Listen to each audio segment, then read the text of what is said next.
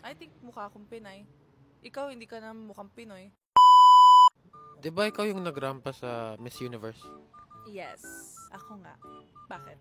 Miss Philippines or Miss Bahrain? Miss Bahrain. Kung may chance ka maging Miss Philippines, gusto mo ba? Why not? 'Di ba? Kasi Pilipina rin naman ako.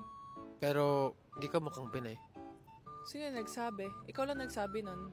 Opinion mo yun. Hindi mukha akong Pinay. Ikaw hindi ka na mukhang Pinoy. Grabe. Kumakain ka ba ng pagkain ng Pilipino? Of course! I love Filipino food. You know, the chicken adobo. No, sorry, I was just referencing Cameron Diaz. Yes, I do. My favorite is tapsilog at sinigang na baka. Woo! Anong mas maganda, maging Miss Bahrain o Miss Philippines? Grabe naman mga tanong. Oh! I think both are just as equal to each other. Masaya maging Miss Bahrain, masaya rin siguro maging Miss Philippines. 'Di ba? Hindi mo ako mapapapili. Ikaw, mas masaya ba maging Mr. Palestine or Mr. Philippines? Kung sasali ka sa Mr. World. Gusto ko maging Miss Philippines. Huy!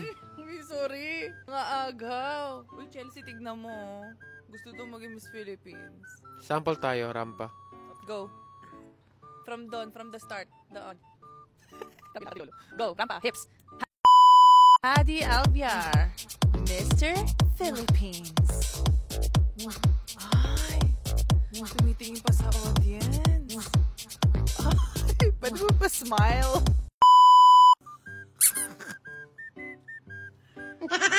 Introduce mo sarili mo. Sample, go. My name is Hadi and... Oh, mali. Ay, paano ba? With energy. Oh, okay na. Shireen Ahmed, Bahrain. Oh, ikaw. Ano sabihin mo? Nahiya ako eh. Shy type po siya, guys. Shy type siya.